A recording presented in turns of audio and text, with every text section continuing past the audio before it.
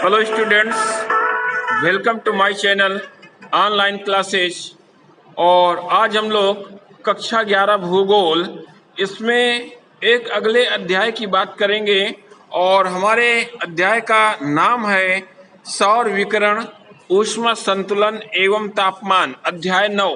आज इस नए लेसन को हम लोग स्टार्ट करेंगे और इसका जो पहला टॉपिक है सौर विकिरण। सबसे पहले आज इसकी बात करते हैं कि ये सौर विकिरण क्या होता है, क्योंकि अक्सर हम लोग नाम सुनते होते हैं कि विकिरण हो रहा है और सौर विकिरण क्या है इसके बारे में आज हम लोग बात करते हैं। और काफ़ी इम्पॉर्टेंट प्रश्न है और लघु उत्तरीय के रूप में एग्जाम में ये अक्सर पूछा जाता है सौर विकिरण। तो सबसे पहले इसको हम लोग समझते हैं। आज तो शुरू करते हैं आज का वीडियो और आज का टॉपिक है सौर विकिरण।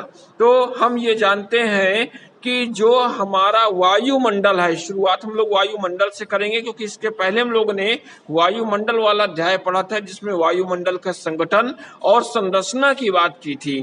तो जो हमारा वायुमंडल है इसमें ढेर सारी गैसें हैं, ढेर सारी गैसों का ये जो है मिक्सअप है, एक तरह का महापुंज इसको कह सकते हैं। और ये वायुमंडल हमारे पृथ्वी को चारों तरफ से घेरे हुए है। यदि हम इसको देखते हैं इस पृथ्वी के रूप में, तो इस पृथ्वी को हमारा वायुमंडल चारों तरफ से क्या है, घेरे हुए है। अब क्या होता है कि ये वायुमंडल पृथ्वी को छोड़ के नहीं जाएगा क्योंकि पृथ्वी की आकर्षण शक्ति से ये बंधा हुआ है, इसलिए ये हमारी पृथ्वी का अभिन्न अंग है। अब क्या होता है कि हमारे शरीर के ऊपर भी हर समय 24 आवर हवाओं का, वायु का वजन होता है, दबाव होता है, एक भार होता है। और ठीक वैसे ही भार होता है और हमको नहीं पता चल पाता। जैसे जल में, समुद्र में देखिए कितना सारा पानी होता है, कितना जल होता है, उसका वजन कितना होगा। आप एक बाल्टी पानी उठा सकते हो, 2 बाल्टी पानी उठा सकते हो। सोच लीजिए समुद्र में कितना ज्यादा पानी होगा, उसका वजन कितना होगा, या उस नदी में कितना वजन होगा। और जब उसमें कोई मछली, जलीय जीव तैरता है, पानी के नीचे तक जाता है, तो उसको उस भार का पता नहीं चलता कि ये जल कितना भारी है और हमारा शरीर कितना ज्यादा वजन सह रहा है। फिर किसी तरह पृथ्वी के ऊपर जो भी मानव समूह है, जीव जंतु हैं, इनके ऊपर इतना ज्यादा वजन है इन वायु का, इन गैसों का, लेकिन हमको पता नहीं चल पाता। तो इसी तरह अब इसमें क्या होता है कि वायुमंडल में कुछ गतिमान वायु राशियां भी होती हैं जो वायु हमेशा बहती रहती हैं। और इसी वायुमंडल की जो गतिमान पवन होती है उसी को हम लोग क्या कहते हैं, वायु कहते हैं। इसके बाद और इसी से बन गया वायुमंडल। अब ये भी ध्यान रखना है कि पूरी पृथ्वी में ऊर्जा का स्रोत कौन है, हमारा सूर्य है। अब सूर्य क्या है, ये जो सूर्य पृथ्वी से करोड़ों वर्ष किलोमीटर दूर है, यहाँ से सूर्य की रोशनी पृथ्वी पर आती है। और जब सूर्य से रोशनी पृथ्वी पर आती है तो पृथ्वी सूर्य का एक ग्रह है और सूर्य की परिक्रमा लगाती है और सूर्य के प्रकाश से ही ये प्रकाशित होती है, अन्यथा पृथ्वी का कोई अपना प्रकाश नहीं है। तो यहाँ पे हम सौर विकिरण की जब बात कर रहे हैं तो सूर्य से ढेर सारी तरंगे भी आती हैं इस ऊर्जा के रूप में। और क्या होता है, कुछ भाग को अंतरिक्ष में पृथ्वी वापस कर देती है और कुछ भाग को वायुमंडल अवशोषित कर लेता है और कुछ भाग पृथ्वी जो है स्वयं तापमान को सोख लेती हैं। इस तरह अलग अलग जगह वायु दाब की भिन्नता हो जाती है, तापमान की भिन्नता हो जाती है और इसी से एयर का टेम्परेचर चेंज हो जाता है और उसमें प्रेशर चेंज हो जाता है। क्योंकि जो हल्की वायु होगी वो क्या होगी, ऊपर होगी क्योंकि वो गर्म हो जाएगी। जो भारी वायु होगी वो ठंडी होगी, वो नीचे की ओर बहेगी। तो जैसे जैसे अलग अलग स्थानों में तापमान सूर्य का देते हैं और अलग अलग वायु राशियां उसके संपर्क में आती हैं, तो हवाओं में भी कहीं उच्च वायु दाब और कहीं निम्न वायु दाब उत्पन्न हो जाता है।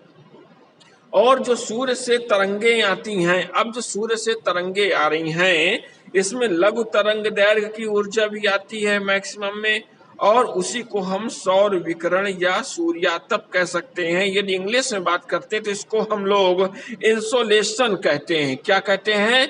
इंसोलेशन कहते हैं। सूर्य से जो भी विकिरण होता है, तापमान होता है, पृथ्वी को मिलता है, उसको हम लोग इंसोलेशन कहते हैं। और ये भी ध्यान रखना है कि सौर ऊर्जा को ही हम लोग सूर्यातप कहते हैं। ये 1 नंबर का आंसर यहाँ से पूछा जाता है। इसके अलावा कोई भी वस्तु है, ताप क्या होता है, उसको गर्म कर देता है। और फिर त्रिवार्था एक भूगोल वेत्ता है, और उनके हिसाब से जो लघु तरंगों के रूप में संचालित होता है ये प्रकाश, और 1,86,100 मील प्रति सेकंड की स्पीड से ये चलता है, तो इस सौर विकिरण को हम सूर्यातप कहते हैं। और ये कभी नष्ट नहीं होता। इसमें क्या होता है, इसकी 100% जो शक्ति है, पूरी मात्रा में इसकी शक्ति है इस ऊर्जा की, इसमें जो है बहुत ही कम पॉइंट में 42% तक तो प्रतिबिंब हो जाता है, और अंतरिक्ष में ये बिखर जाता है। कितने परसेंट?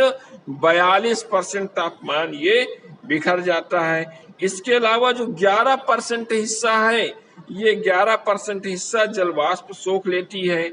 4% जो गैस है और धूल है वो अवशोषित कर लेती हैं। इस तरह लगभग 57% शक्ति इसकी नष्ट हो जाती है, और 43% ही धरातल को ये प्राप्त होती है। यदि इसको हम और ज्यादा डीप में जाते हैं तो बात करते हैं कि जो ये गोलाकार पृथ्वी है, ये सूर्य की ऊर्जा बहुत ही कम मात्रा में प्राप्त करती है, और वायुमंडल की जो ऊपरी सतह है, इसमें 1.94 कैलोरी, कितना? 1.94 कैलोरी प्रति वर्ग सेंटीमीटर ऊर्जा ये प्राप्त करती है। और साथ में ये भी ध्यान रखना है, 2 कंडीशन होती है, एक उपसौर की और एक अपसौर की। अब ये उपसौर और अपसौर क्या होता है ये भी देखते हैं। तो यहाँ पे जो हमारी ये पृथ्वी है, इस पृथ्वी में कभी सूर्य पास में होता है और कभी सूर्य दूर होता है। तो ऐसी कंडीशन में जब सूर्य की चारों ओर परिक्रमा करते समय 4 जुलाई को पृथ्वी सूर्य से 15 करोड़ 20 लाख किलोमीटर दूर होती है, तो ये सबसे दूर स्थिति होती है, इसको हम अपसौर कहते हैं। और 3 जनवरी को ये सूर्य से कम दूरी पे होती है, तो इसको हम उपसौर कहते हैं, पेरिहेलन कहते हैं। तो इस तरह जो है, और इस कंडीशन में सूर्य से अधिक तापमान हमको प्राप्त होता है। तो आज के हम लोगों ने टॉपिक में ये देखा कि सौर विकिरण क्या होता है, कितनी मात्रा में हमको मिलता है, और सूर्य से पृथ्वी कब पास में होती है, कब दूर में होती है, कब तापमान हमको कितना मिलता है। और तो यहाँ इसके नोट्स आप लोग क्लियर कर लीजिएगा, और हम लोग अगले टॉपिक में नेक्स्ट टर्न में अगले वीडियो के साथ फिर मिलते हैं।